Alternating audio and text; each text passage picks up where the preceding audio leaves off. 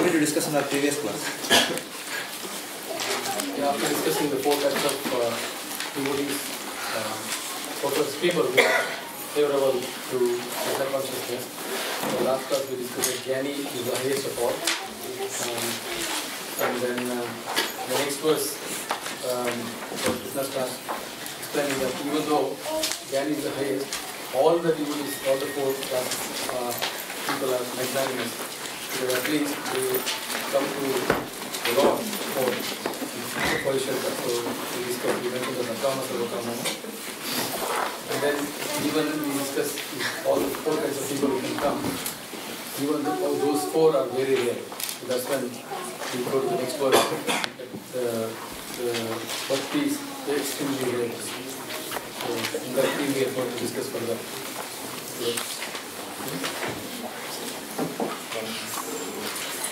Okay. Anything else?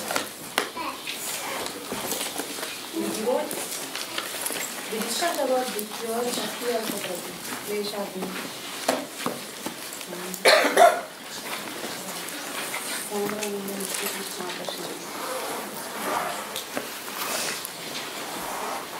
Okay. So, we went till the end of verse number 19 and today we'll finish the chapter. We'll go till 30. There are only 30 verses. So we'll do all the 10 verses. It's not a very heavy section, so it will be pretty easy to understand. Most of the heavy sections we have done.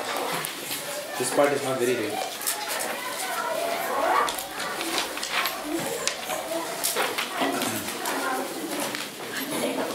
So, towards the end of text 19, please close the door. Hey, Vaishnavi.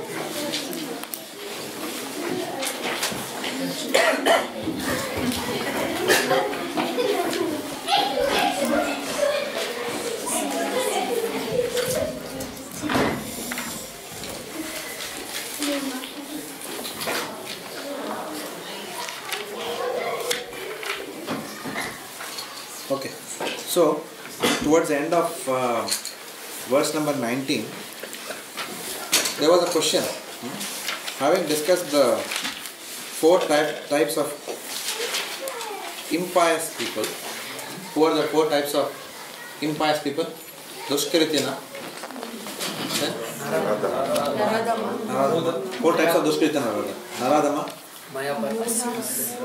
Mudha, Maya Aparatanya, Surambhav, Ashrita. These are the 4 types of Dushkritinas who do not surrender to Krishna. Then we saw the 4 types of people who surrender to Krishna. Who are the 4 types of people? These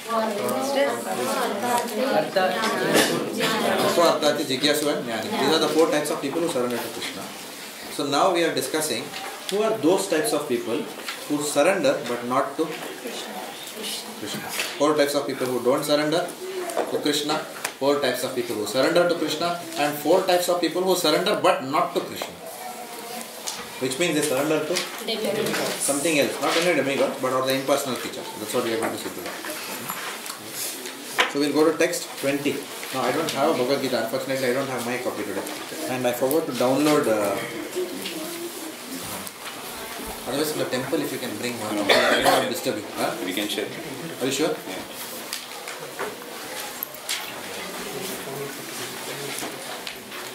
Text 20. Those whose intelligence has been stolen by material desires surrender unto demigods and follow the particular rules and regulations of worship according to their own natures. Those who are freed from all material contaminations surrender unto the Supreme Lord and engage in His devotional service. As long as the material contamination is not completely washed off, they are by nature non-devotees. But even those who have material desires and who resort to the Supreme Lord are not so much attracted by external nature because of approaching the right goal. They soon become free from all material lust. In the Srimad Bhagavatam, it is recommended that whether one is a pure devotee and is free from all material desires, or is full of material desires, or desires liberation from material contamination, he should in all cases surrender to Vasudeva and worship him. As stated in Bhagavatam, Akama sarva kamava moksha kama udarati tivrena bhakti yogena yajeta purusham param. Less intelligent people who have lost their spiritual sense take shelter of demigods for immediate fulfillment of material desires. Generally, such people do not go to the Supreme Personality of Godhead because they are in the lower modes of nature, namely ignorance and passion, and therefore worship various demigods. Following the rules and regulations of worship, they are satisfied. The worshippers of demigods are motivated by small desires and do not know how to reach the Supreme Goal, but a devotee of the Supreme Lord is not misguided, because in Vedic literature, there are recommendations for worshipping different gods for different purposes. Example, a diseased man is recommended to worship the sun. Those who are not devotees of the Lord think that for certain purposes, demigods are better than the Supreme Lord. But a pure devotee knows that the Supreme Lord Krishna is the master of all. In the Chaitanya Charitamrita Adi Leela 5.142, it is said, Ekale Ishvara Krishna Are Sabha Bharatya. Only the Supreme Personality of Godhead Krishna is master and all other are servants. Therefore, a pure devotee never goes to demigod for satisfaction of his material needs. He depends on the Supreme Lord, and the pure devotee is satisfied with whatever he gives. So what are the points here?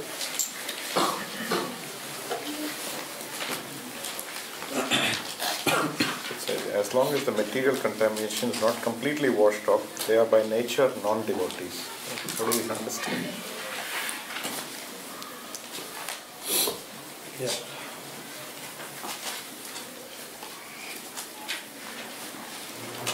Premanjana Churita Bhakti Vilochana. The eyes have to be tinted by the ointment of prema. The heart should be completely free from material desires. And the heart should be completely free from envy. If they are still there, if envy is there, even a bit of lust is there, even a bit of pride is there. Keshav Prabhu told us that, I think it was Srila Prabhupada who said that, because he often quotes it in the class, that even if we are attached to one Rasagulla in this world, we have to come back into this world. So completely free from any kind of material attachments, which includes even familial attachments, which are bodily in nature. Okay. Then whatever attachments we have, we will have to come back into this material. So that is why Prabhupada is writing very clearly. There should be no tinge of material attachments. Only then we can go back to the spiritual world. No trace. So that's why he is writing that. It still applies to us. Correct. It still applies to us. But the classification seems to be a bit hard, saying non-devotee. Yeah, that's what. Correct. So Prabhupada is talking about the nature. Material attachment, to the extent that we are materially attached, we are non-devotees. Because Prabhupada actually said, we in ISKCON, sometimes what happens, because we are, we call each other devotees, but actually we are not devotees in one sense. In the strictest sense, a devotee is a very special word. Devotee means one who is completely surrendered to the Supreme Personality of Godhead. All of us are partial surrendered. So therefore, we are called as practicing devotees. Okay, but because you cannot say, Prabhu, the practicing devotee told me this. Prabhu, the practicing devotee, we don't say like that. That's why we say, Prabhu, that devotee. But actually we are, Jayapataka Maharaj says that we are Vaishnava Abhas. Vaishnava Abhas means what? That we are a shadow of the original devotee. Like Nam Abhash means what? A shadow of pure chanting. So Vaishnava Abhash is a shadow of pure devotee. So therefore Prabhupada is pointing that out. So unless we come out of the shadow of a pure devotee and actually become a pure devotee, then to that extent we are non-devotees. Ye yatha mam prapadyante tam tathaiva bhajamyaham. To the extent that we are surrendered to Krishna, to that extent our material desires are not there. And to the extent that our material desires we hold, that means we are not surrendered to Krishna. To that extent. So that nature. Any other points here? Those who are not devotees of the Lord think that for certain purposes demigods are better, And in the next line saying, but a pure devotee knows that the Supreme Lord Krishna is Master of all. The word think and knows what he is. Yes. So, in my childhood, I had grown up to believe that if you want to get first rank in school, then you must worship Saraswati. So, she will give you all the vidya to come first rank in school. And if you want to make money, then Lakshmi. And so many things like that. If you want girlfriend, then you go to Lord Shiva or something like that, or a good wife, like that. And if you want good husband, then go to Uma Devi, Parvati. So people go to, what's going on here? It's not booting at all. People go to demigods for several different purposes. We have our opinions. We should go to this god, that god, etc. Especially in Bombay, we used to go to Prabha Devi Ganesh, Ganpati. Whenever some result was there and some admission has to be there in some college. So people will take a coconut and peda and then go like that. Film stars will go when there is a CD to be released or a movie to be released. They'll go and take blessings, like that. So this is not bhakti.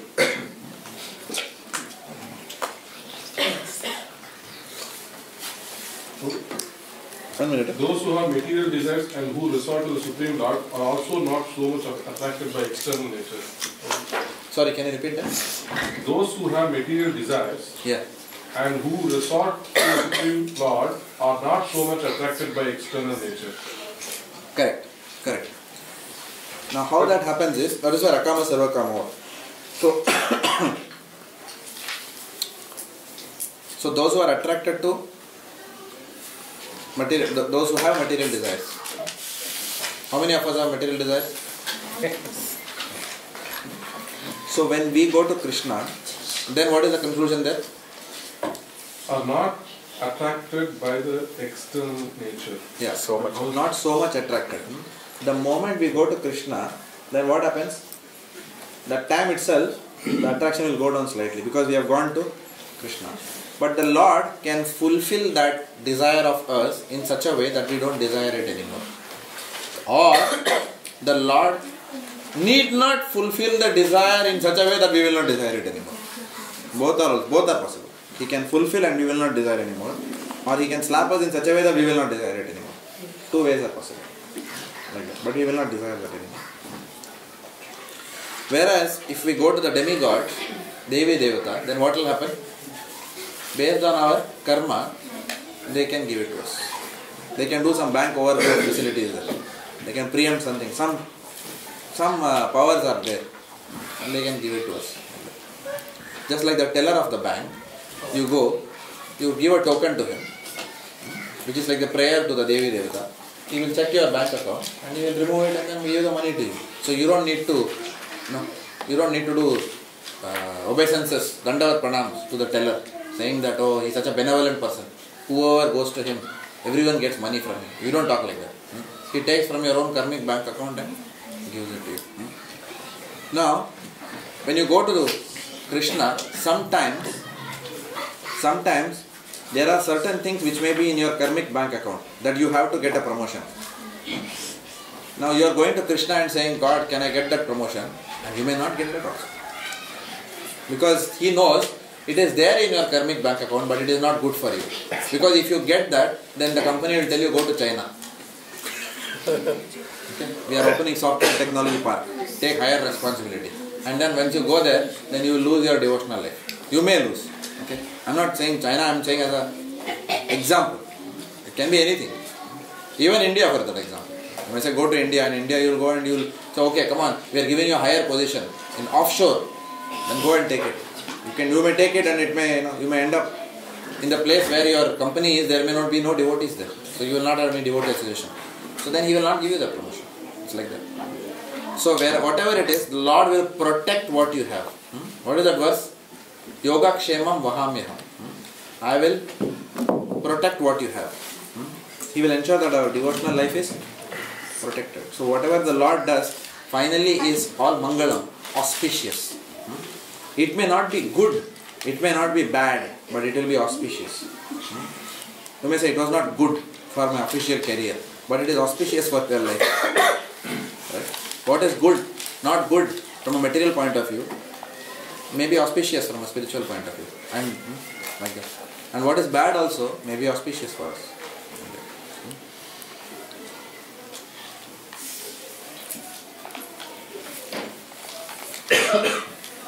Same way, for example, a lady may pray that I want this person as a husband. Okay. So if she prays to the demigods, she may get that person as a husband. But if she go to Krishna, Krishna will know that okay, if this person gets this person as a husband, then both of them will not become happy in devotional life. So that may not happen. But then later on the devotee will realize, oh thank goodness that it did not happen. Many years back I had desired this person. So many things are there. At the end of the day, whatever happens, whatever Lord Krishna gives is always auspicious. He will only give it if it is good for us. The example of the Panwala. If my son goes to Panwala with 20 rupees and asks for cigarette, Panwala will give cigarette. Why? Because all he needs in exchange for cigarette is 20 rupees. If my son comes to me with 20 rupees and asks for cigarette, he will get a slap. Not that, oh 20 rupees, yeah, no problem, take cigarette. No. Correct? Because the Panwala is trading with him based on his account. The value of what the cigarette costs vis-a-vis what the money is there in his hand. That is what he is concerned with. So he will take money, he will give cigarette. But when he comes to the father, then the father does not give to the child what is not good for the child. So that is why it is said, whatever material desires we have, we must always go to Krishna, not to the demigods. Because at the end of the day, whether we get it or not, it will be good for that person. And when we have that consciousness, then we will not be unduly stressed. For example, Aditya went through a rigorous entrance exam last week itself. So we have prepared for that. He also worked very hard. Undoubtedly, he had to work very hard for that.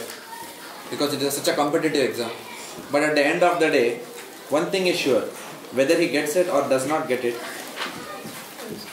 if we leave it to Krishna, then the result will be auspicious only. Even if he doesn't get it, it will be for his good. And if he gets it also, it will be for his good. So that is how the devotees think, the mercy of Lord Krishna. Later verses, Krishna says, even if something is coming through the demigods, this is Krishna only who sanctions it. Correct, yeah. So those are other points. How is it making difference that even if Krishna is giving it directly, from technical point of view, even if it's coming from demigods, it's coming from Krishna. If it's coming directly, even then it's coming from Krishna. So ultimately it's coming from Krishna. How it is different in the two aspects, like when we are going directly to the demigods and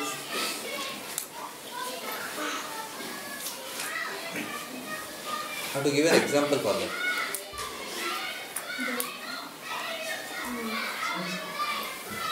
Whether you take money from the ATM or whether you take money from the cashier, the money is still coming from the bank. Something like that. but if it's coming from Krishna, it has to be... Demigods could be a channel for giving you what you want.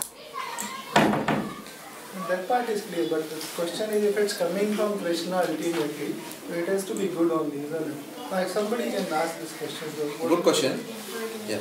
So Lord Krishna has got two energies. One is his external energy and one is his internal energy.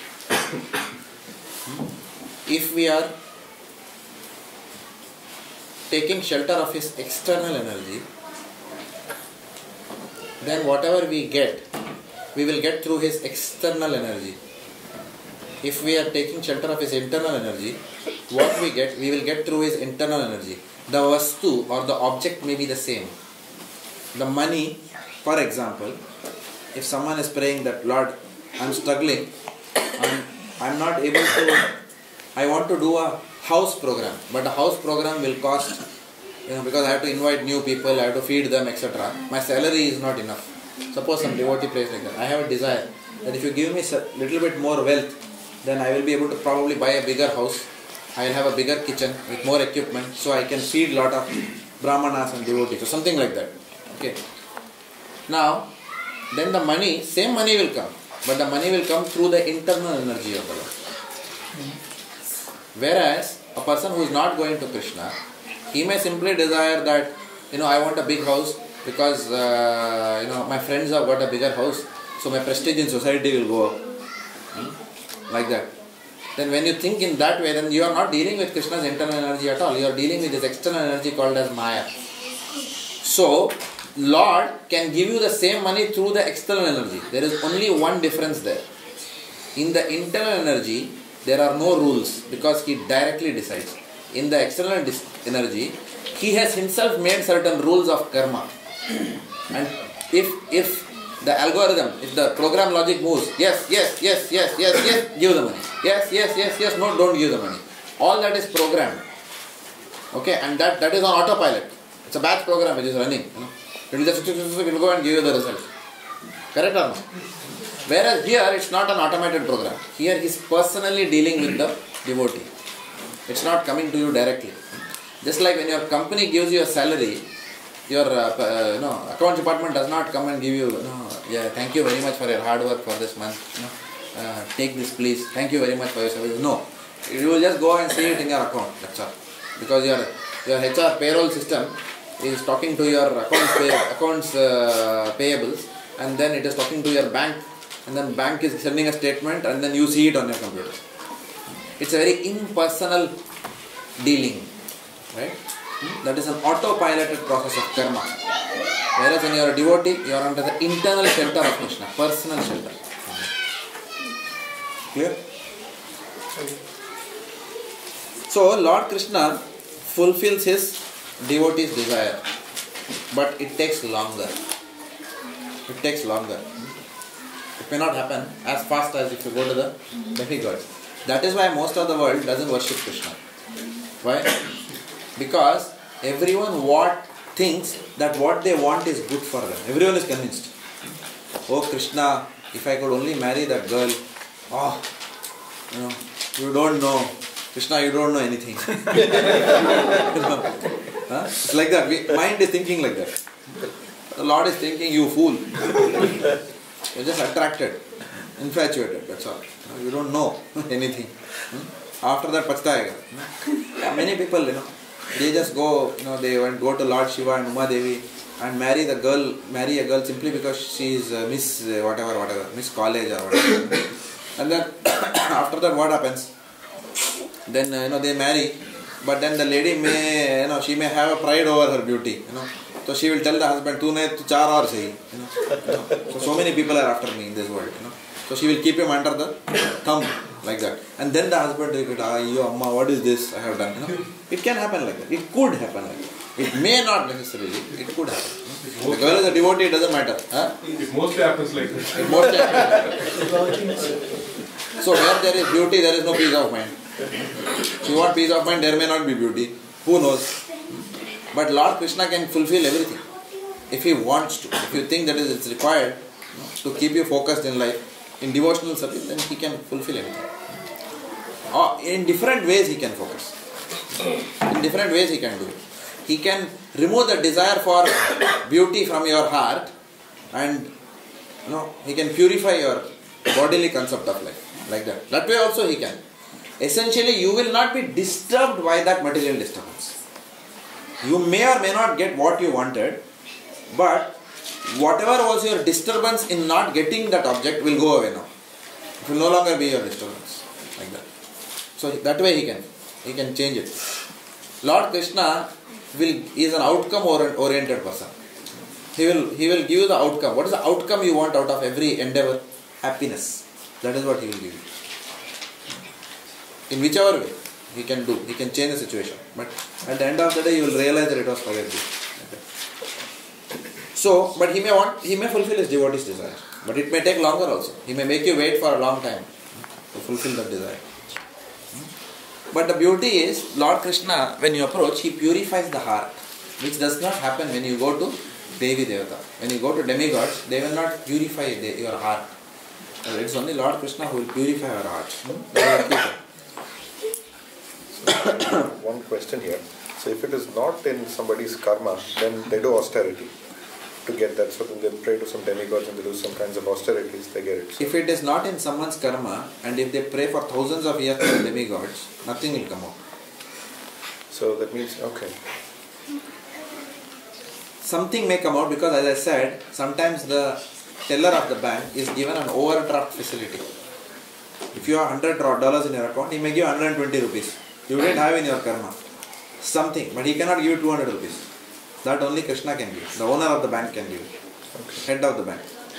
He can give whatever you want. $10,000 also he can give. But that is his discretion.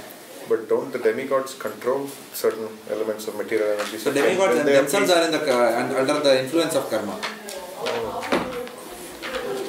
The Devi Devatas themselves are in the influence of karma. It is because of their karma that they have become demigods. Please understand.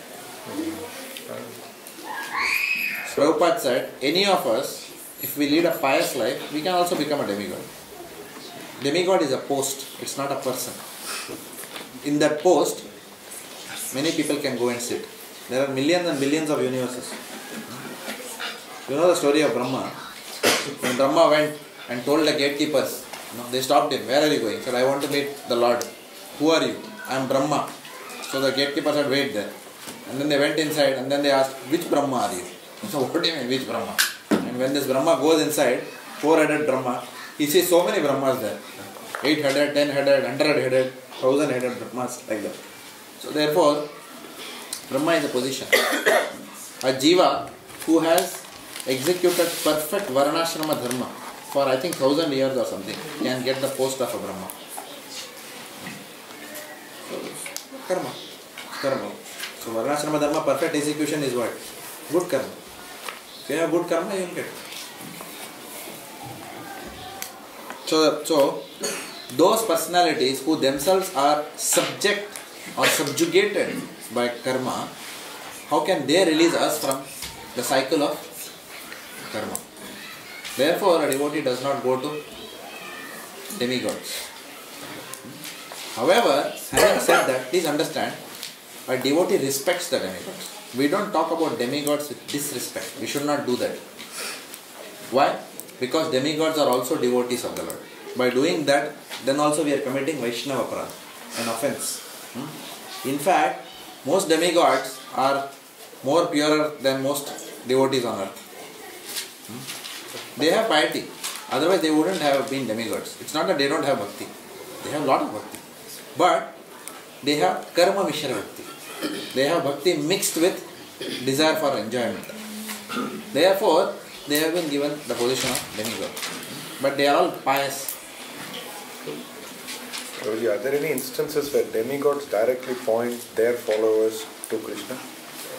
Where it is very obvious, because you call them Vaishnavas. So yes. There are various instances where demigods have pointed to Krishna. There is one incident, I may not be able to quote it properly, that's because I have my Chaitanya Charitamrita deep study. I have not commenced deep study of that, but I do remember this pastime. I don't remember this, but one of you can tell me if it's wrong.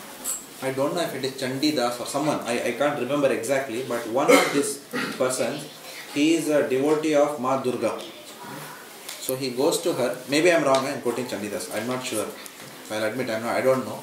But I know that such a pastime is there, where he goes to goddess Durga and he's been offering her so many things, but one day when he offers Krishna Prasadam to goddess Durga, then at that time she is very pleased with his offering. And then she guides him to Krishna. So something like that. This was the gist of that pastime. So there are cases like this. Is this Hiranyakashipu asking for the rule of not dying and Lord Brahma saying only Vishnu can use indirectly also? Correct. That's a good example, yeah. That's a good example. But that's not what he is asking. But mainstream examples are not there. Mainstream examples enough are there. I do not know those examples. I'm not able to quote right now. If we consider Lord Shiva as demigod, he directs Prachetas to worship Lord Krishna. Oh, very good, yeah. That's a good point. What does it mean? He reads? Lord Shiva, he directs the sons of Prachetas to worship Lord Krishna. Yeah. If somebody is worshipping demigod without any material desire, like just want because he out of love if he is worshipping a demigod, will the same thing happen to the demigod? Because as you said, the demigod cannot purify the jiva's heart, and he cannot reciprocate the way Krishna reciprocates unconditional love. Will he direct the jiva to Krishna as well? Okay, so please understand that the demigods are also devotees. Are also? Devotees. Just like, for example, we tell everyone, no, please pray for me. Don't we say that? And when devotees pray for you, it has got an impact. So when you pray to demigods in that way also, then definitely demigods' blessings can take us to Krishna. In that sense, yes. If I can pray for you or you can pray for me, and still it will work for each other's spiritual life. When we pray to demigods, why will it not work? No, my question. But the question is, your question is, if we have love for the demigod, for a particular demigod, not tinted by material desires. Yes. Suppose you are saying that, then you have to be very clear, what is it in the demigod that you love? Most of the material world, they go to demigods for asking something. Who goes to a temple, for example, who will go to a Murugan temple? I have given classes in Murugan temple also. None of them I can tell you, come to the Murugan temple purely asking Lord Murugan, what can I do for you? It is extremely unlikely. Maybe there is one person who will be there. Most of them come and they will ask for something. Okay, and most of the people will come on 1st of January or one of those days to come and ask something for that year. Rarely anyone comes to Lord Murugan and asks him, can you please give me Vishnu Bhakti? How many people ask like that? Nobody will ask actually, if you see. Somebody may just fool you, no, I asked like that. But then when you go back, if the person goes home and watch T20 cricket, then you will understand. Right? That they have material desires. The lifestyle, what's the lifestyle of such a person? Anybody's lifestyle will tell us whether he is serious about devotional life or not. Anybody who is too interested in Champions Trophy, India won or Sri Lanka won or Pakistan won, who is deeply interested, who spends his time in such activities, such person is not a serious devotee at all and should not be taken seriously. They are not devotees. Devotee means activities which are pleasing to Krishna. So it is very unlikely that a living entity can have selfless love for any demigod because it's not possible. It is possible. The Nayanmars had selfless love for Lord Shiva. But probably. So there are devotees who have love for Lord Shiva. But please understand, their love for Lord Shiva, for example, their love may be genuine admiration for Lord Shiva as a Vaishnava. In that sense, they may have. For example, Lord Shiva, completely free from material desires, completely free from sex desires, a powerful personality who can bestow bhakti. Like that, yes. So in that sense, there are devotees who you can pray, but those are very rare. Such people don't exist usually in today's Kali. Lord Ganesh. How many people go to Lord Ganesh and then sing to Lord Ganesh glories that how he nicely wrote Srimad Bhagavatam. Half the people who go to Lord Ganesh don't even know that he scripted Srimad Bhagavatam. But they will say Pulyar Puja. What Pulyar Puja? You will do like that and you will eat nicely that Kodakatai and fill your stomach. And then that's all. After that whole family will watch TV after that. Okay? Or you will go for Visarjan. What is that? You will take the Ganpati Visarjan. Immersion. And then people will sing Bollywood songs and dance. That is not bhakti. And pollute the rivers after that. Causing traffic jam and inconvenience to people. This is all. That's why Lord Krishna is saying, people worship as per their own natures. None of this is scriptural. Kuch bhi, anything goes in this world. Song and dance. At the end of the day, people want to have a good time. Some people want to have a good time in the pub. Some people want to have a good time without feeling too guilty that they are having a good time. So they will have a good time, doing all these, inventing some new ceremonies and then dancing in those. Half demigods, half Bollywood. Nobody knows, all kichari, mix. Nobody is clear. Nobody knows what is the goal of life. They just want to forget that. Gam bulle, bulane ke liye. We will go. Some piety will be there. Some prasad, they will call something prasad and give it to everyone. And there is a pure love and is only possible in Krishna and his Lord. Rupa Goswami has said bhakti is only for Krishna. It cannot be for anyone else. Because bhakti is a big word. What we are talking about is bhakti. Bhakti means material desires. Bhakti is only possible for Krishna. You cannot have bhakti towards someone else. You can have some affection for some demigod, some attraction in God, but it's not bhakti. Sometimes people impose their nature on demigods also. Like for example, for Ganesh Chaturthi, they make Ganesh as playing cricket. They will. What to speak of that? Even Lord Krishna also. One day he was wearing jeans. anything goes in Kali Yuga. People are innocent.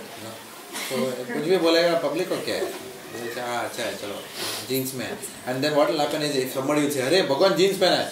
चलो सब लोग बाहर जाके the पान वाला will tell. So 1,000 people will go. Each fellow pays 1 rupee, 1,000 rupees collection. Hundi. So jeans क्या? You can wear anything then.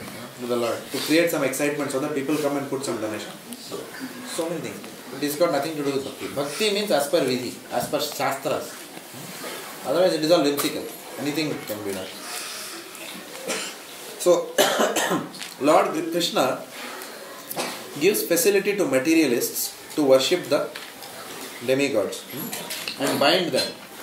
Lord Krishna only gives the facilities to materialistic devotees to worship demigods and be bound by the fruits of their activities. That is another problem. The result given by demigods, they will bind you more to this material world, whereas the results given by Krishna will liberate you from this material world. That's another thing. Results given by demigods will be binding. If you go to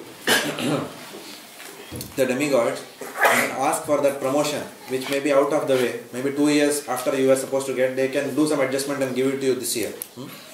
But you will get so attached to the promotion and the prestige that that attachment will be the cause of your birth in this material world. So, the benedictions which are given by demigods are not auspicious for your liberation. The Hiranyakashipu got a benediction from Lord Brahma, but what happened? It was of no use to him.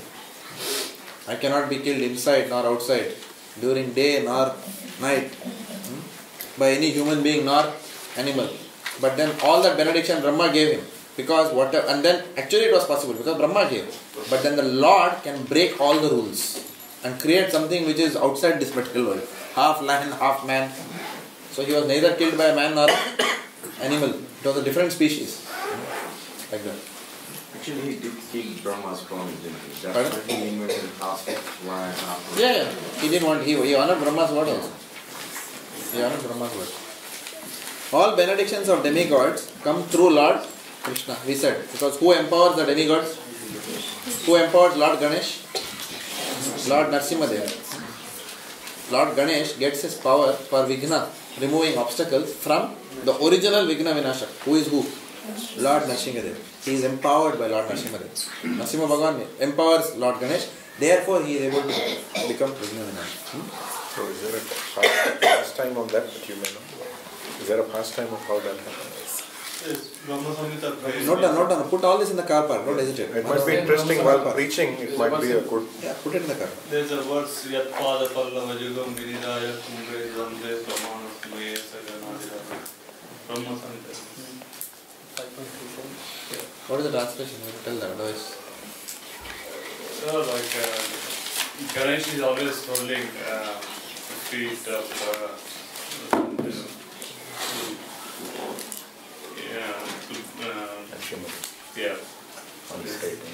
the order of danger always. And Ganesh gets that power of yes, obstacle removal by holding the lotus feet of the Lord Krishna. That is given in the Brahma Samhita? Yeah. So there you go. Thank you.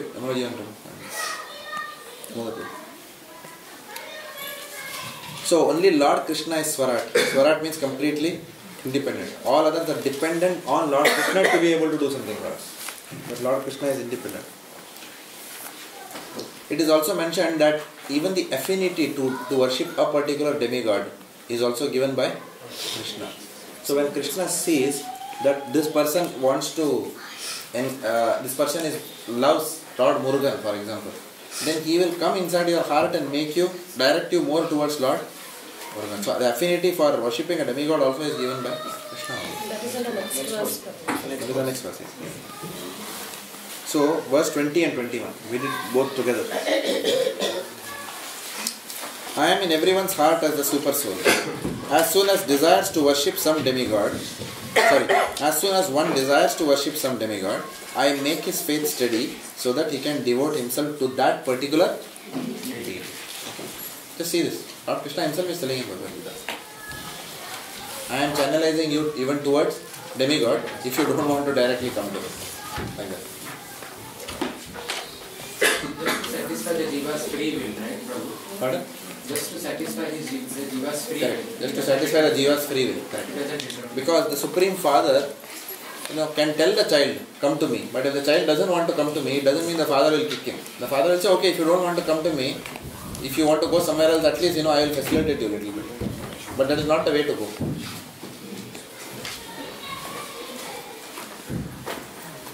Endowed with such a faith, he endeavors to worship a particular demigod and obtains his desires. But in actuality, these benefits are bestowed by me alone. So, who wants to read? Raji, you want to read? God has given independence to everyone. Therefore, if a person desires to have 22. That was a test whether you are sleeping or thinking. The demigods cannot award benedictions to their devotees without the permission of the Supreme Lord. The living entity might forget everything that is the property of the Supreme Lord, but the demigods do not forget. So the worship of demigods and achievement of desired results are due not to the demigods but to the Supreme Personality of Godhead by arrangement. The less intelligent living entities do not know this, and therefore he foolishly goes to the demigods for some benefit. But the pure devotees, when in need of something, pray only to the Supreme Lord. Asking for material benefit, however, is not a sign of a pure devotee. A living entity goes to the demigods usually because he is mad to fulfill his lust. This happens when something undue is desired by the living entity and the Lord himself does not fulfill the desire. In the Chaitanya Charitamrita, it is said that one who worships the Supreme Lord and at the same time desires material enjoyment is contradictory in his desires. Devotional service to the Supreme Lord and worship of a demigod cannot be on the same platform, because worship of a demigod is material and devotional service to the Supreme Lord is completely spiritual. For the living entity who desires to return to Godhead, material desires are impediments. A pure devotee of the Lord is therefore not awarded the material benefits desired by the less intelligent living entities, who therefore prefer to worship demigods of the material world rather than engage in the devotional service of the Supreme Lord.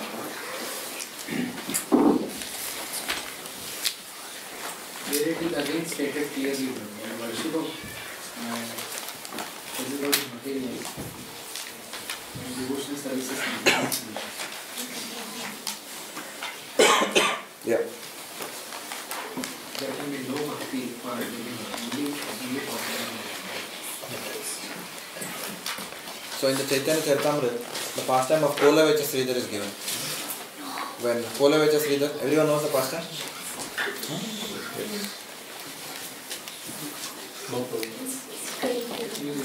How many of you don't know the pastime of Kola Vecha Sridhar?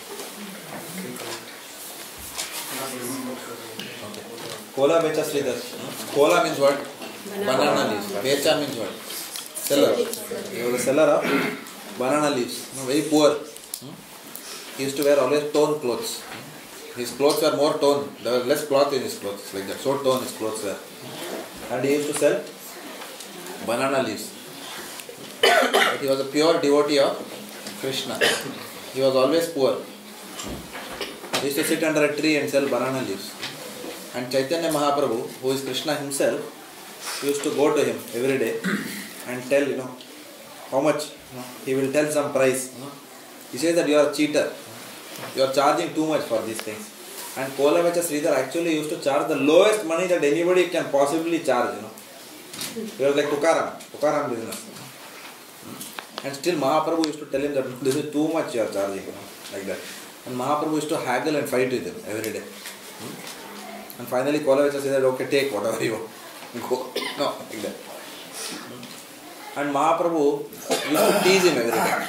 Every day he'll go and haggle for price and he will tease him. After taking the cola and after taking the banana leaves, Mahaprabhu will tease him. Ha! What do you have for worshipping your Krishna? Mahaprabhu himself is Krishna.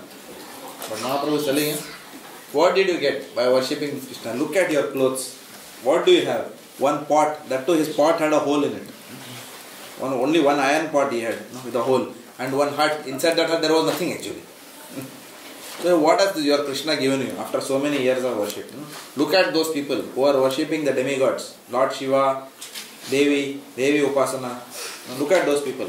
How much money they have made. How much wealth they have. What do you have? So he said, Dad, why you are telling me that I am happy? I am happy with whatever. I don't want anything. Why you are telling me again and again I don't? What your worship of Mother Ganges? Nothing you have achieved by this. Like that. So Mahaprabhu always used to haggle. But Kolavaicha Sridhar never wanted anything because he was completely in Krishna Prem.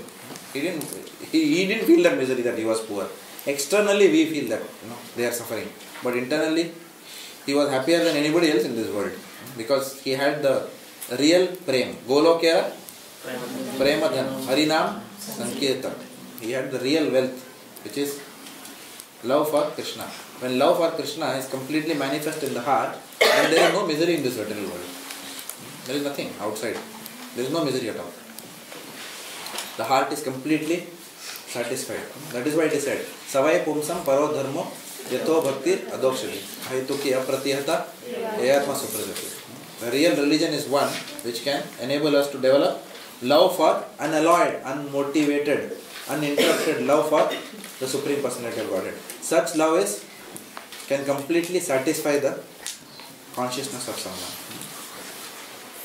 So Mahaprabhu used to haggle with Kolavaicha Sridhar. And finally what happened? Kolavaicha Sridhar, he used to have that one iron pot, and he was kept outside his house. And Mahaprabhu one day, told all the devotees, you come along, took his entire entourage.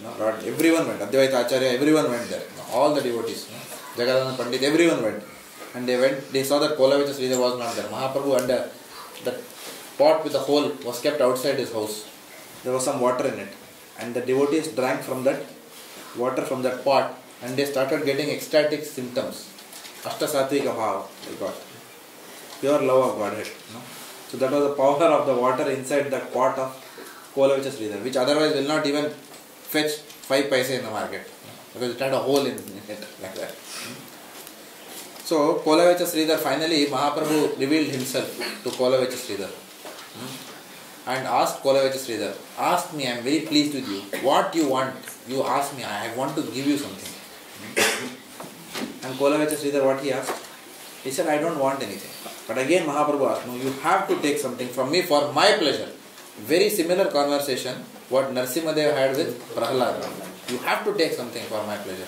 And then Kolavaicha Sridhar said that I don't want anything. May that vision of you always arguing with me for that, negotiating the banana leaves. May I always be part of your eternal pastimes. That is the only blessing that I want. I don't want anything else. Yes. So this is pure devotion. Now how does this compare when we go to the Devi Devtas asking for promotion, house, car, wealth, bungalow, health? No, that is not bhakti. So what are we reading? Why did I start this? Last point was there. No, but what was the context? Why worship of demigod is material and devotional service to the... In the Chaitanya Charitamrita, they have mentioned what? Contradictory desires. If you want to worship Krishna and also have material desires. Yeah, if you want to have worship Krishna and also have material desires, it's contradictory. Pure bhakti is what? Defined what? Anya abhilashita shunya. Pure devotee, pure devotion, by definition, there is not a tinge of material desire there. Then only it can be called as pure devotion. It's not.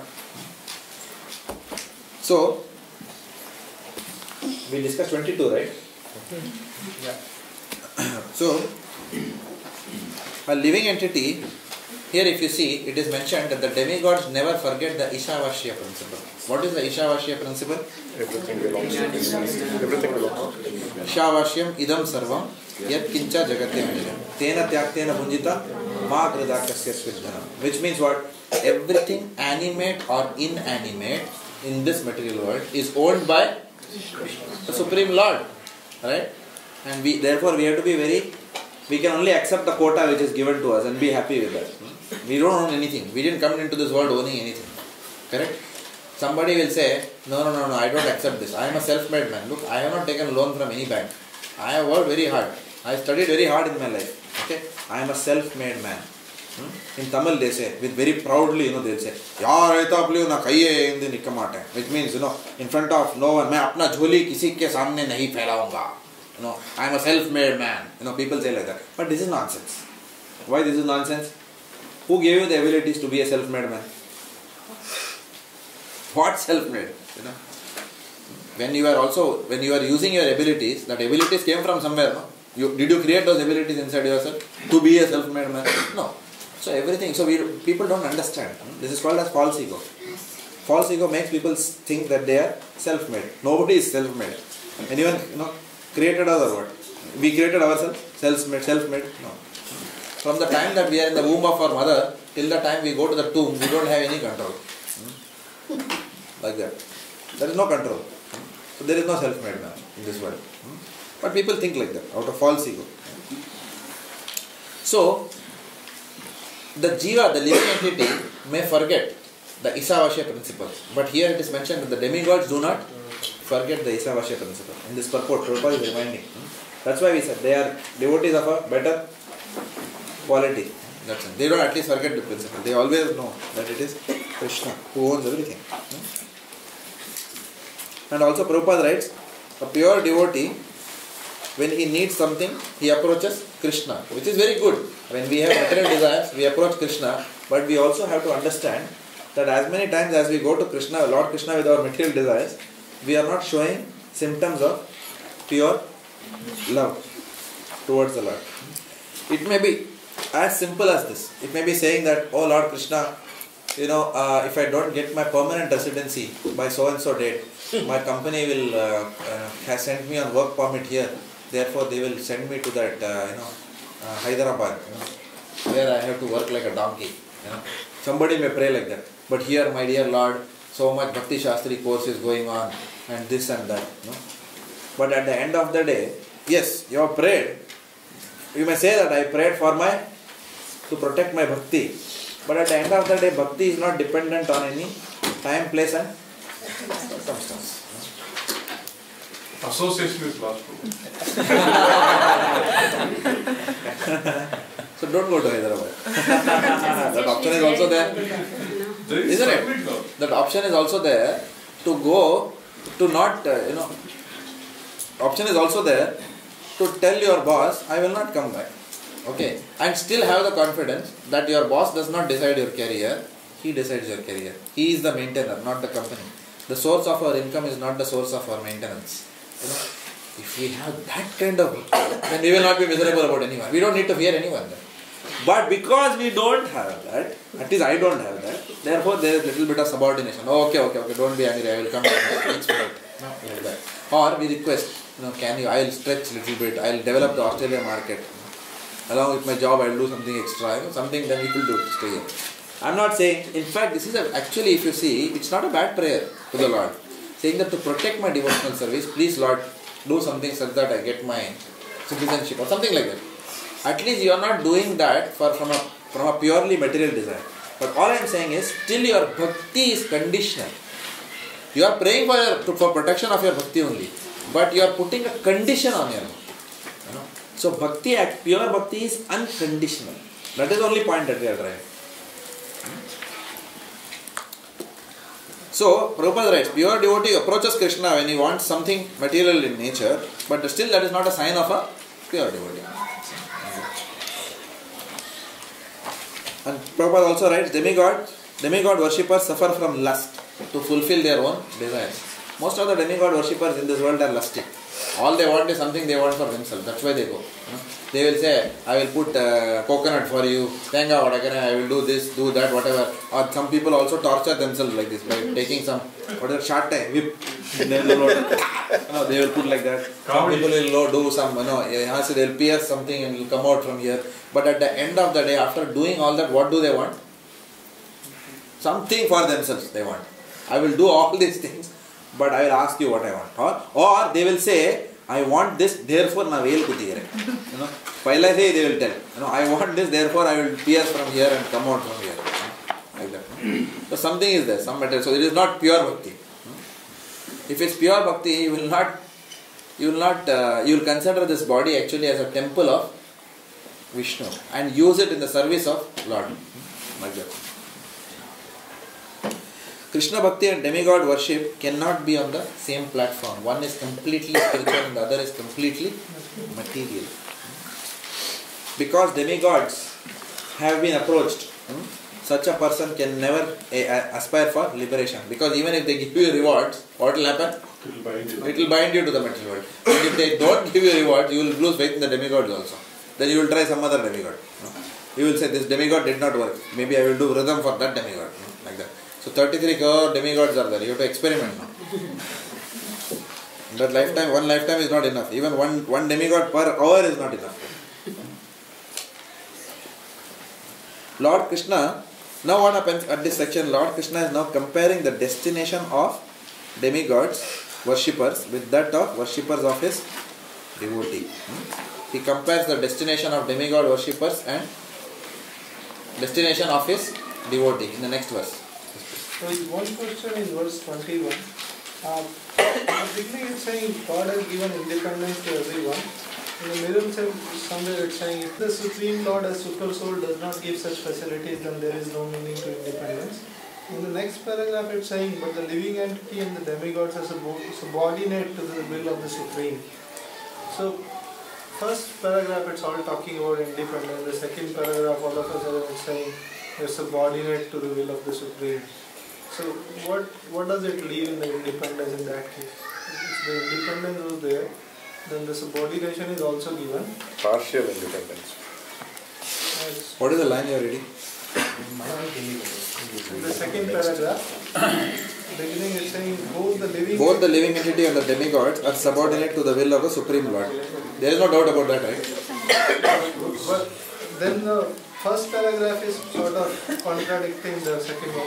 What is the first paragraph? In the first one, the very first line, it's saying God has given independence to everyone. So where is the independence if the subordination has been taken? If the subordination is also independence and power are different, no? You are getting confused between independence and power. I can be independent, but independence doesn't mean I am powerful.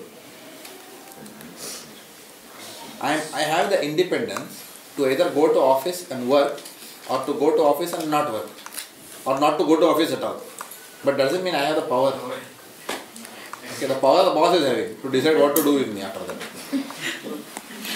So independence and power are different. So don't get confused between both. Does it answer? Yes. Thank you. Prabhuji, but again, independence, and then the line that says here, as it is said, not a blade of grass moves without the will of the Supreme Personality of Godhead. So, God gives independence, but nothing moves without His will as well. So, what is the question? So how do we, isn't it contradicting? It is contradicting with what? That He gives us independence, and again it is said that nothing moves, not even a blade of grass moves without... Yeah, He gives the independence, man proposes, God disposes. Man is given the independence to propose, and God is having the power to either accept or reject. The independence to propose, not to execute. You are given a set of three doers. Yeah. So you can read Rajabha Prabhu's essay.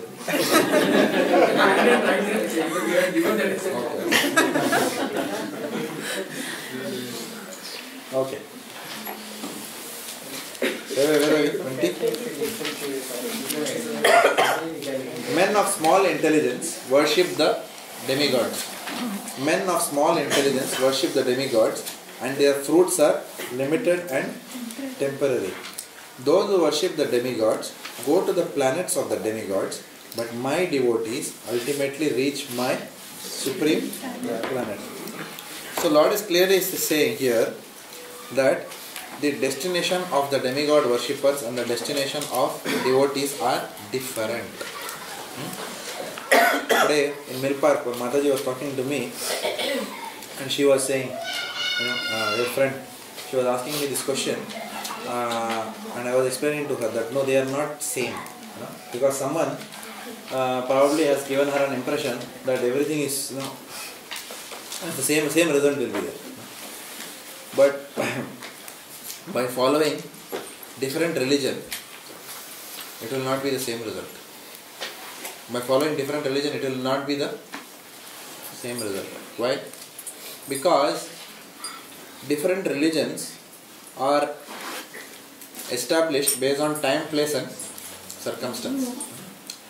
We are not, this class is not about any sectarian religion. It is not about Hinduism. There is nothing called as Hinduism. That was the first thing we discussed many years back. As a devotee, the first lesson we come to know is what? We are not Hindus. We are not this body at all. Where is the question of Hindu? Hindu identity will come only when there is Hindustan. Hindustan comes from the word where Hindus were, where some people were living. And the border was not created by the Lord. To call this as Hindus and people living there, He didn't create all that. These are all created by man. So that is not our eternal identity. That is called as an upadhi, a false identity. But what happens is, because human beings have different natures. In human beings, some of them have the intelligence of a first standard student, some of them have the intelligence of a second standard student, some of them have the intelligence of a PhD level. Correct? So the Lord wants to bring all of them above whatever level they are. So He sends Masihas, or He sends prophets, or He sends His messengers, or His children, Son of God, to preach to different people at different levels. Now when we are preaching to a second standard student, you will not talk about kinetics and kinematics. Correct? You will deal with that subject matter only in first year of engineering or somewhere. Correct? The laws of motion. You will not teach to second standard student. To them you will only say ding dong bell, something like that. That is the law of motion. You will not say ding dong bell means simple harmonic motion. That knowledge comes later on. To a child only ding dong bell. Correct? No? So only that much you will teach. But it doesn't mean ding dong bell is a wrong teaching. Okay? If a child is taught, that is what I was explaining to her. If a child is taught 1, 2, 3, 4, 5, 6, 7, 8, 9, 10, it doesn't mean that is a wrong teaching. What? Yeah. 1, 2, 3, 4. Without learning that, you cannot do your 4-year series or whatever that you are doing later on in mathematics. Right? Without knowing 1, 2, 3, 4. You can't do anything. You can't do calculus. Nothing you can do. Without knowing your alphabets also, you can't do anything. So you cannot say that is wrong teaching. Wrong, whatever they are teaching. ABCD, wrong. High they are not teaching. Correct? Or you cannot say, what, this is all, you should teach differential calculus at first standard. That is also not possible. What to do?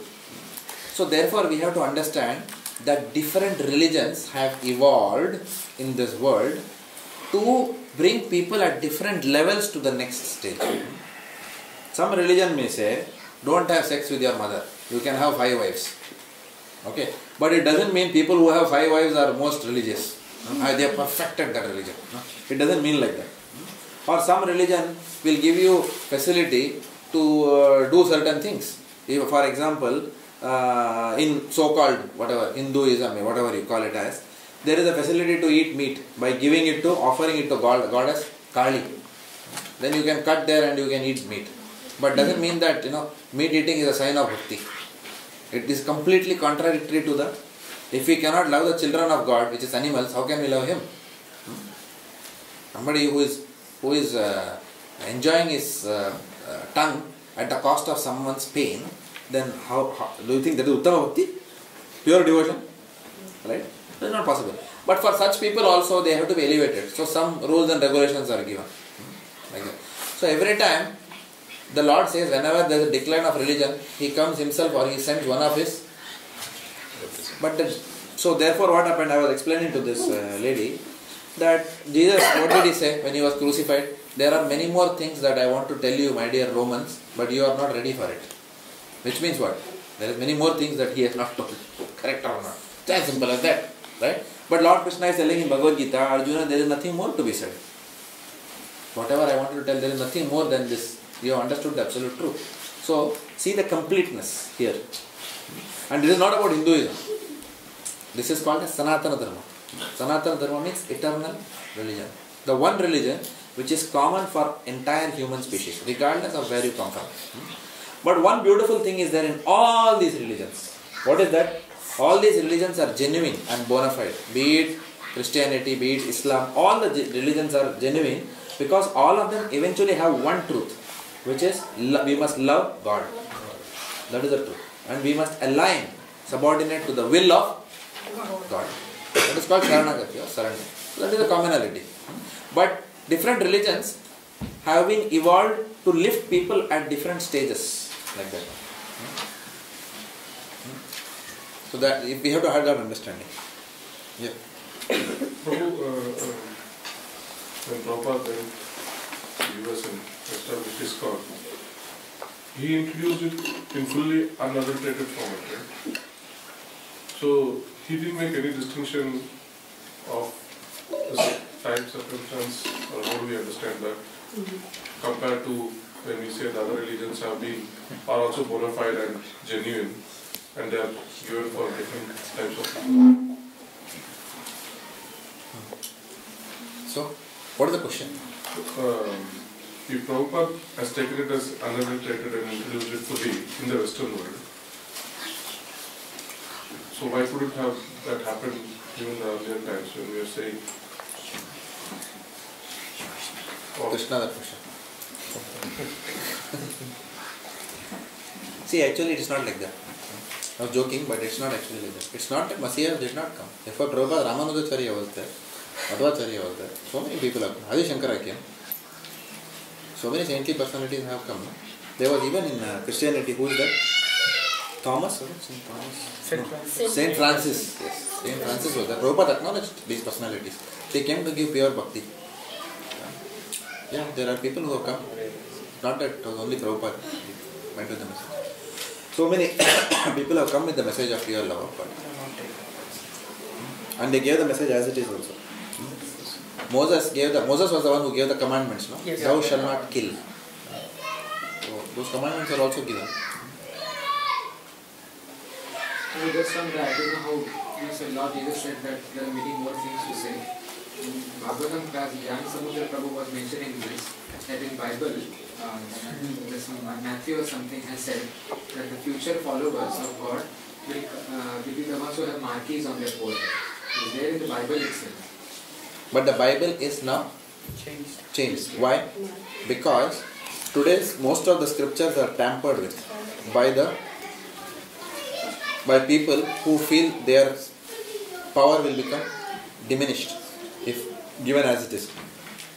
Suppose everyone reads the original Bible as it is, where it is said that everyone with marquees on their head will be.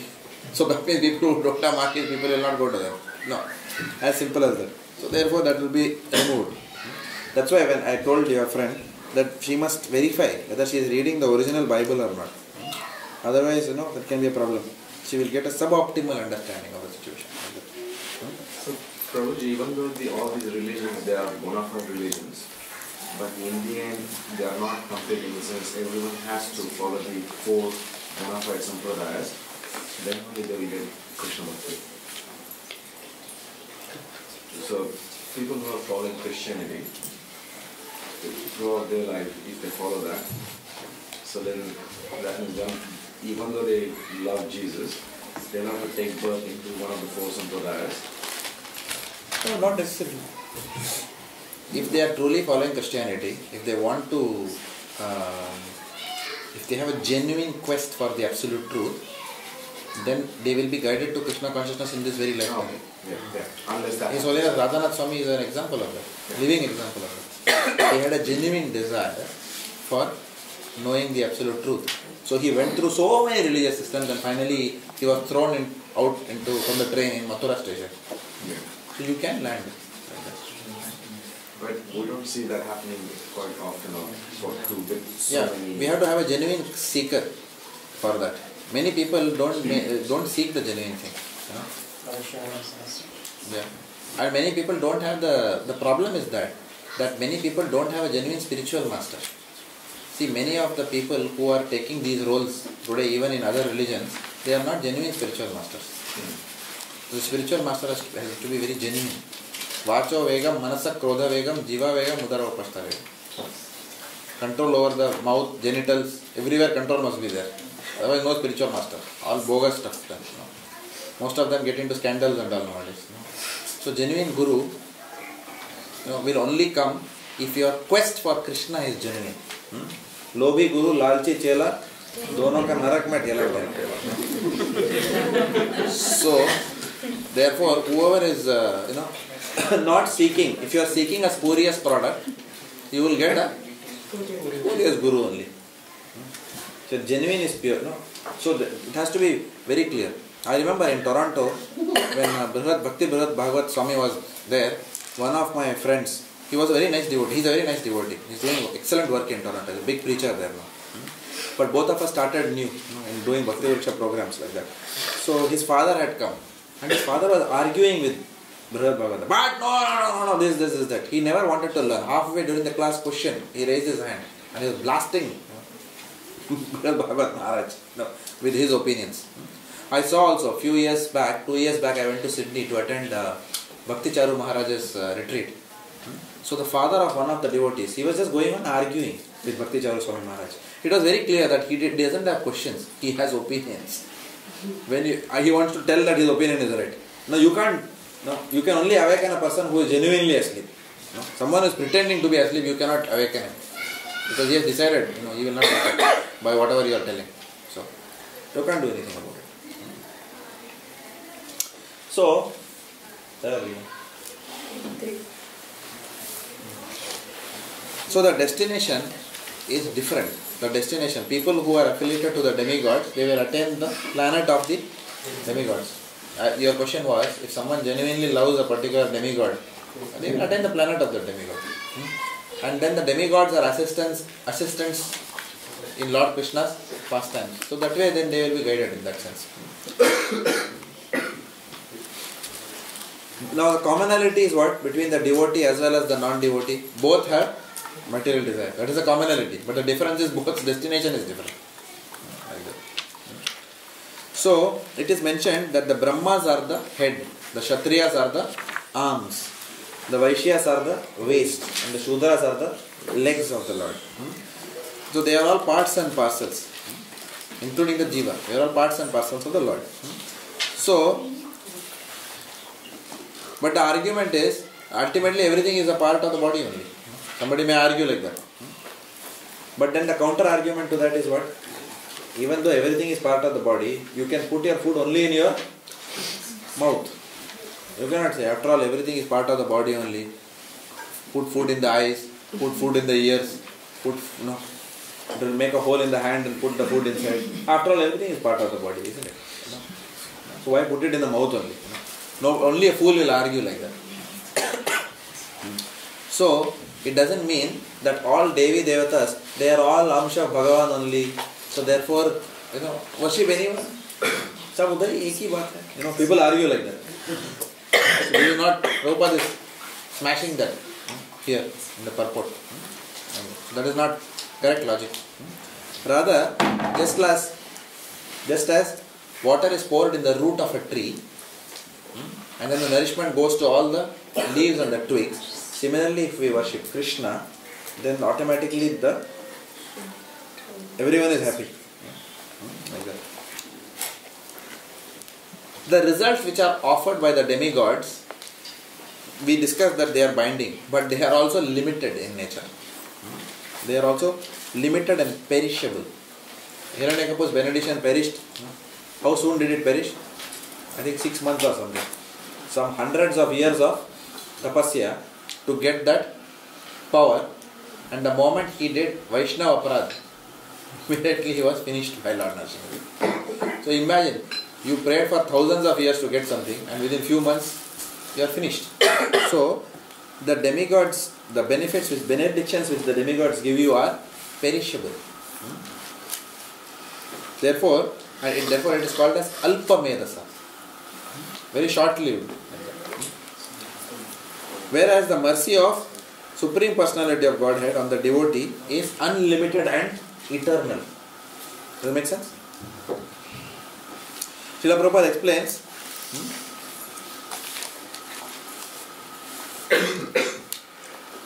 your question, Prabhupada is explaining that however, if the demigods are worshipped with a clear understanding of their position as the Lord's expansions, then the result of such a worship is permanent. Provided you worship in that way, which nobody does in Kali Yuga. If you worship in that way, then the results are permanent. For example, if we worship Lord Ganesh, admiring his Vaishnava qualities, his service to the Supreme Personality of Godhead, for having scripted Srimad Bhagavatam, and we get an attachment for Srimad Bhagavatam, and therefore we are very respectful and loving to Lord Ganesh, then the results of such a worship is eternal, because it is in connection with Krishna. Thank you. True. In the connection, like we having such a modern mentality of considering them to the Krishna. So do we still go for asking some benediction that benefits your Krishna consciousness? Yeah. You can ask. We can To demigods. If you ask, material benedictions is what is a problem. Please understand, not spiritual benedictions. Yeah. Definitely not benediction. So, but how can demigods give us spiritual benedictions? Can you not pray to a Vaishnava for your Krishna consciousness? Yes, that's right. So demigods are Vaishnavas. Yeah. Why can't they do it if you and I can give each other benedictions? So it is mentioned that Maharaj Bharat, who later became Jada Bharat, Maharaj Bharat also performed his worship to the demigods, knowing very well that they are Lord Vishnu's part and parcels. If you read that section of Srimad Bhagavatam, you will understand. So he didn't fall down because of demigod worship. He fell down for different reasons, but not for demigod worship. Because of lack of association during his later years, then he fell down because there was nobody to correct him. So he got attached to a deer, and then he had to be born as a deer in the next lifetime, and then in the next lifetime Jada Bharat, and then going back to Godhead. Now, having spoken about demigod worshippers, in addition to demigod worshippers, Lord Krishna says there is another class of men who surrender. We are talking about people who surrender but not to Krishna. So we have already seen people who worship, who don't surrender to Krishna but surrender to demigods. But there is another class of people who do not surrender to Krishna, but they surrender, but not to the personality of Krishna. These people are the impersonalists, who think that God does not have a form. Such people are called as impersonalists or Mayavadis. So they are talked about in the next verses. Unintelligent men who do not know me perfectly think that I, the Supreme Personality of Godhead, Krishna, was impersonal before and have now assumed this personality. Impersonalist is that Mayavadi or Brahmavadi? Impersonalist? Both. Unintelligent men who do not know me perfectly think that I, the Supreme Personality of Godhead, Krishna, was impersonal before and have now assumed this personality. Due to their small knowledge, they do not know my higher nature, which is imperishable and supreme. So we have discussed this enough in the earlier section, so I am not going to go into a lot of detail. You can read the purport at your leisure. But I am sure that all of you read and come, so maybe you already read it. Most of you.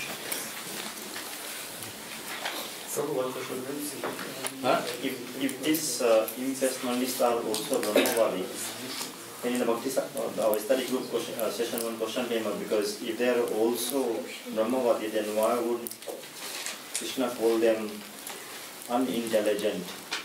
when he has called those who worship demigods as men of less intelligence. So demigod worshippers are less intelligent. But then how can Brahmavadis be unintelligent when Brahmavadis should be higher than the demigod worshippers, right? At least. It's like saying, more unfortunate is when you go closer to something and you are almost on the verge of getting it and you don't get it, is very more unfortunate.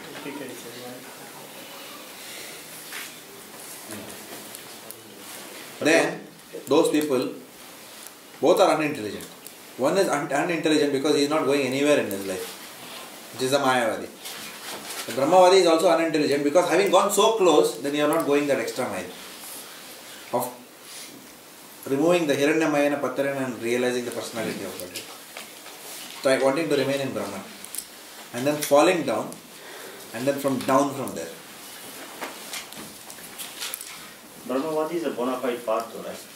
Yes. Part of the Yoga ladder.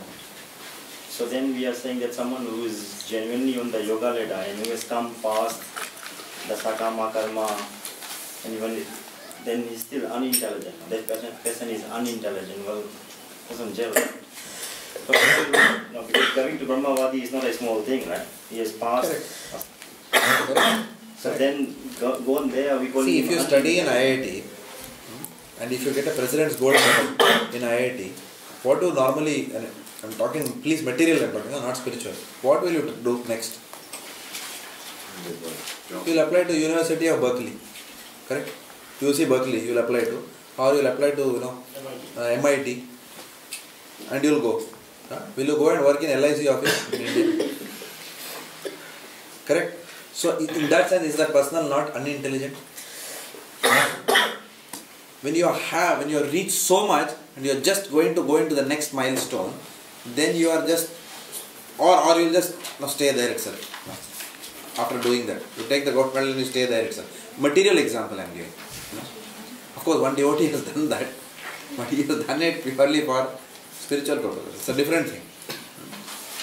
But usually, students who are top rankers, they don't go back and just take assistant, something, laboratory assistant or something like that. Even they don't take assistant professor. Most of the cream there, they go up and then up. This is material life. Some people may be there who are very, who don't have that attachment.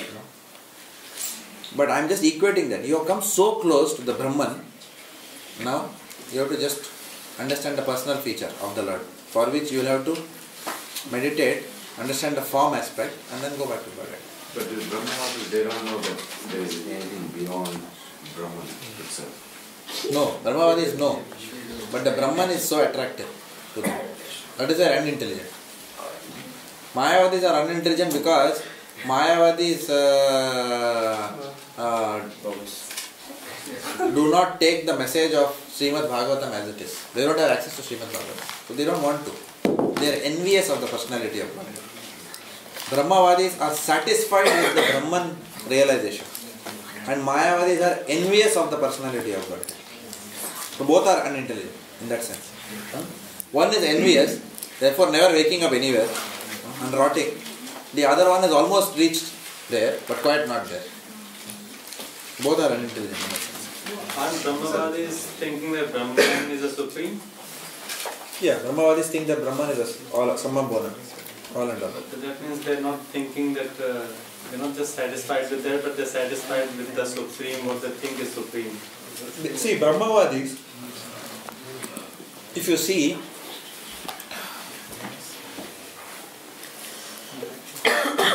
Brahmavadi is different than the materialist, because the Brahmavadi knows that he is not the body, he is the soul. The Shunyavadi is lowest is the material person who thinks that I am the body and work like a donkey day in and day out. That is the lowest and most unintelligent person. Higher than that could be the widest, who at least knows that everything is temporary. Whatever you do in this world is temporary. At the end, death will finish everything. That is called a Shunyavadi or voidist. Higher than that is the person who says that yes, everything is finished, but because you are spirit soul, you will still prevail in the Brahman layer, you will simply realize that Ghat Akash, Pat Akash. This body, you are Brahman trapped inside this body. When the body is finished, the pot is finished, you will realize that you are only you are Brahman. So that is called Brahman. And in that, there is no lamentation. Brahma Bhuta Prasannatma na sochati na kakshi. There is no lamentation at that point in time.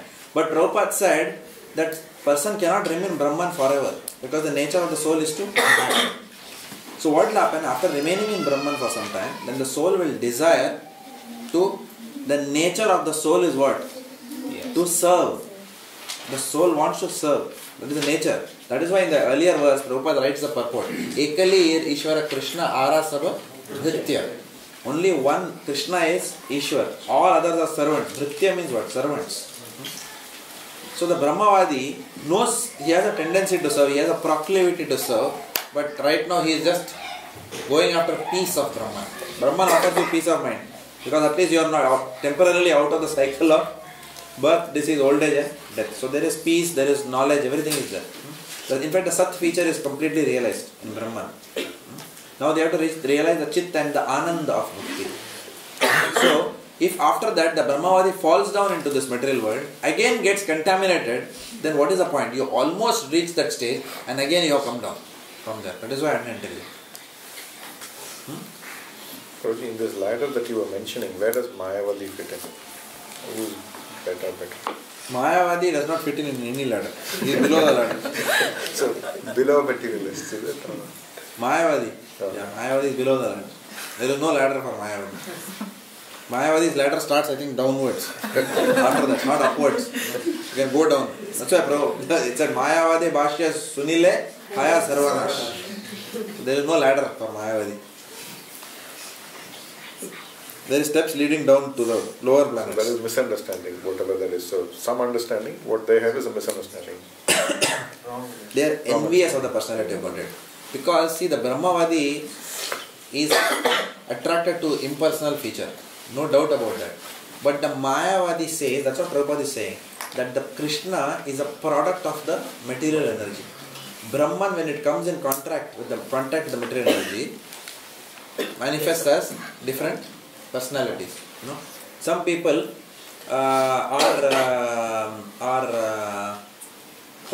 some people are larger manifestations of Brahman than the other. So Krishna is a larger manifestation of Brahman than you and I. Therefore, he was able to do superhuman activity. This is nonsense philosophy. This is called as Mayavadi philosophy. But then the question is, then who decided that Krishna will have higher features of Brahman than the others? That means Brahman is partial to some people. So Brahman, sometimes when it comes in contact with modes of material nature, then it enables some personalities who are more of Brahman than the others. No, it doesn't make sense. Correct? Yes. So that's not, first of all, it's not a correct philosophy. Even speaking this is, silly. But can we say what happens if we approach a Brahmavadi and ask him about Krishna, and if he says, what will he say? What will his response be? First of all, you have to approach a pure Brahmavadi. They don't exist. Okay. You will not find them much. There was one person, Ramana Maharishi was there, pure Brahmavadi. Tiruvannamalai, you go. Ramana Maharishi's teachings were that. Ramana Maharishi, what did he say? He demonstrated all the symptoms of a pure Brahmavadi, completely outside the bodily platform. And also Ramana Maharishi, when he left his body, it merged into the Brahman. Alright? But Ramana Maharishi, what did he tell? I have heard some of his lectures when I was in my initial stages of Krishna Consciousness, 1999. I used to hear this. I was very attracted to that. So he said that don't follow me also. He said that also, don't follow me. He said, you all do bhakti. Because Krishna will send several of his messengers because the Lord wants to attract everyone. No, please understand. The Lord wants to attract impersonalists. The Lord wants to attract personalists. The Lord wants to attract the people who are having sex with their own mother. He wants to attract everyone. So he will send different people who will give different messages to uplift people. Now, if you can say Ramana Maharishi was a teacher who was almost teaching at the postgraduate level. He was giving very high philosophy. Correct? Brahman realization is not easy. We may think that, from the books when we read, Bhagavan realization. Brahman realization is not cheap. It requires, you are the Mahan person who is Brahman realized also. In Kali Yuga, most of us are, fighting because we are Telugu or Tamil or, Malayalam or whatever. We are completely in the bodily concept of life. But here was such a personality who did not even take anesthesia when he had a tumor in his hand. So we are talking about such personalities. So even in his early childhood, he would meditate and not even know even if there were insects eating him. Very, very early ages. It's a bit contradictory. But he was also a great Shiva Bhakta. He composed a lot of songs for Lord Shiva. Yeah. I can't because see, look, I'll be speculating. I don't want to talk with half knowledge. But from whatever I have heard, I have always heard that he was an incarnation of Arunachala Shiva. That is what I have heard. Okay. And so I have heard, I am believing it. But at the end of the day, what clarity Prabhupada has given us, Prabhupada clearly said that, you can go back to Godhead, chant, whatever Ramanujacharya said, Madhvacharya said, we are following Vaishnava philosophy. We are not following Jnana Marg right now. Okay. We don't have to follow that. Even Ramana Maharshi himself said you all do Bhakti. Correct? Yeah. But he has come to show still those people who are interested in Jnana Marg, they can also go. See, Krishna doesn't interfere with their free will. So he will give you, based on your desire, he will give you the knowledge. If you want to follow this path, you follow this path. If you want to follow this path, you follow this path. But the destination is different. The destination is different. We have to understand. The destination of a Jnani is Brahman and not Vaikuntha. It is only the destination of a Bhakta which is Vaikuntha. In this case, it looks like Ramana Maharshi is an exception. Because it says here in the purport that in the Srimad Bhagavatam it stated that the supreme realization begins from impersonal Brahman and then rises to the localized super soul. So that means, and then to the personal aspect. So at the point in time when yogi is Brahman realized, so if we then, that means is he a Mayavadi at the same time or no? See, because he doesn't know anything about the Paramatma. Who? Ramana Maharshi. Not Ramana Maharshi. I'm talking about here. I mean, Ramana Maharshi seems to be an exception. While he knows everything, it's not about being exceptions. The Lord gives a role to his subordinates. The Lord gives a role to his devotees. No, that I understood. Who will come? Some people will teach you this, some people will teach you PhD level, some people will teach you postgraduate level. It doesn't mean that they have stagnated at that level. It does not necessarily mean that. I'm not talking For example, Lord sent Hiranyakashipu. Hiranyakashipu was a demon, correct? But who was Hiranyakashipu? He was giant Vijay, he was a pure devotee. But he is playing that role.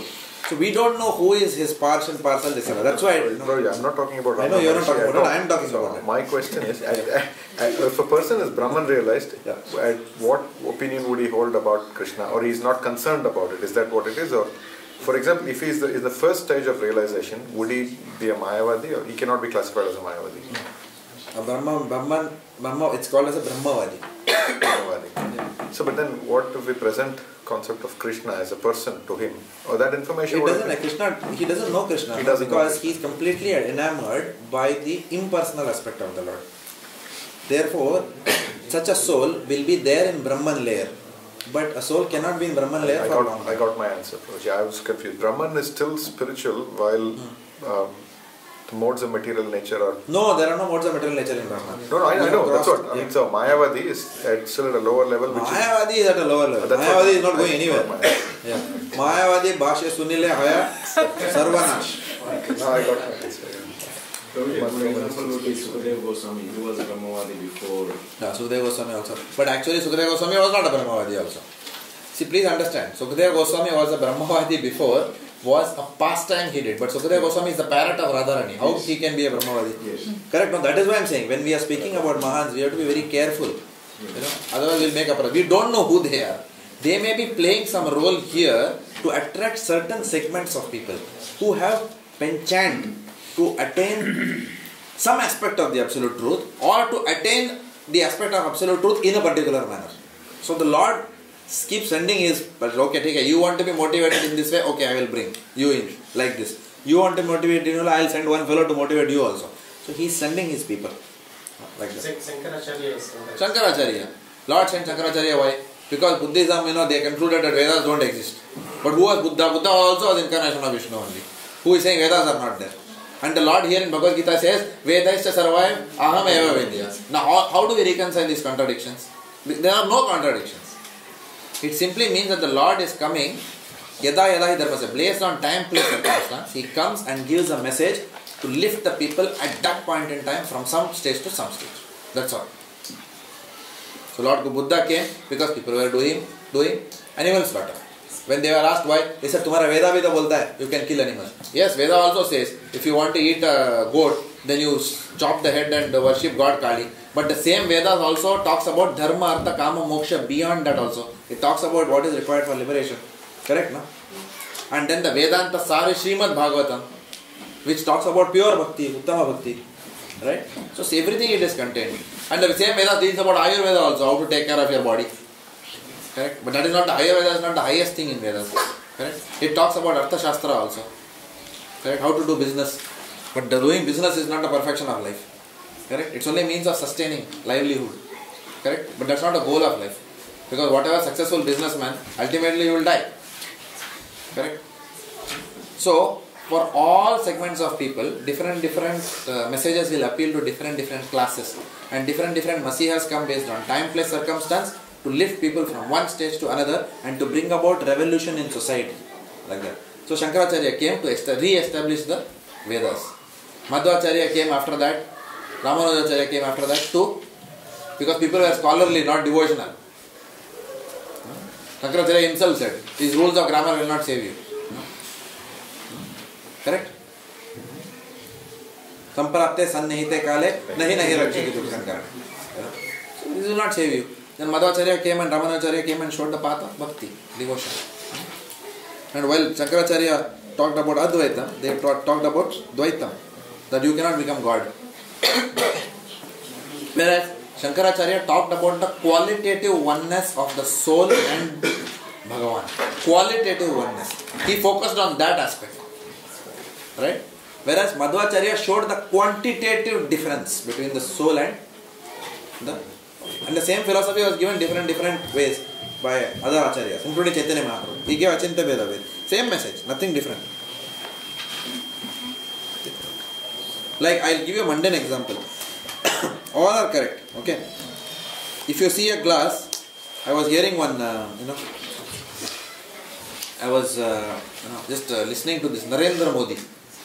Someone told me he's a nice speaker, so let me say, somebody asked a question to Devamrit Maharaj. So I said, okay, let me check out. Actually, he's a very good speaker. But one good example I heard in this lecture. He was addressing young students. So he kept a glass of water in his hand, and the glass was half full. So he saw the students. He told the students, if I ask you what is this, and they were talking about some problems in the country. He said, some of you will say that the glass is half full. And they will see the full part. Some of you will say the glass is half empty. But he says but I have a different view. I am saying that the glass is half full with water and the glass is half full with air. So the same truth is being told in different ways. All are correct. Correct, no? So like that. There is a mundane example like it. Please don't meditate on Narendra Modi after this lecture. So Mayavadis are called Abuddhaya. Abuddhaya means what? Less intelligent class. Okay. How can there be abodes? Prabhupada is questioning. How can there be abodes if everything is impersonal? The Lord is talking about his abode. No? They will come to my abode, his abode. When everything is impersonal, there is a question of abode. Correct? Everything is just gas. What abode is there? Nothing is there. Like that. Now the question can come that if Lord Krishna's... My goodness, 9 o'clock already. This time? Oh, this is... I thought it is 8:36. Okay. If Lord Krishna's form, characteristics, abode and worship all are eternal, why can't we see him? That's a question someone can raise. If Lord Krishna's form, characteristics, abode and worship are all eternal, why can't he be seen? Why are impersonalists, who are also transcendentalists, who are detached? Mayavadis are detached. Did you know that? Mayavadis are also detached. They also follow 4 regulative principles. But they think that by following that and doing puja, then they will merge into the Pancha Upasana. Okay? They are also detached. So why they cannot then see him? That is answered in the next few verses. What is Panchopasana? Panchopasana I explained last class. So if you go to the Mayavadi, some of the sects, like what is it, Brahmo Samaj and some Samaj and Arya Samaj or whatever, they will have 5 deities. They will have Krishna, Shiva, Brahma, Durga and Ganesh. It's called Pancha Upasana. So they will be doing prayer to all these things, but their whole mode is that they are all same. You tell Krishna, you tell Ganesh, you tell Brahma, all same thing. Okay? And by worshipping these people, you will just understand that you are also not different than them. Where will they merge into? Where will they merge into? What do they believe? They merge into Maya or into Brahman? So they are saying that this is a way of purifying our material contamination. And once when you purify your material contamination, you will become the deity. It's like that. Because they are all personalities who are completely free of contamination. So when you are also free from material contamination, you will realize that you are only that. Tattvamasi. Tattvamasi means what? I am only that. So this is Mayavadi philosophy. Okay? Mayu. I am that object. But because I am foolish, right now I don't have the jnana or the knowledge that I am only Bhagavan, therefore I am worshipping. This is a bogus knowledge. Okay, so I'll stop here. Prabhupada ki.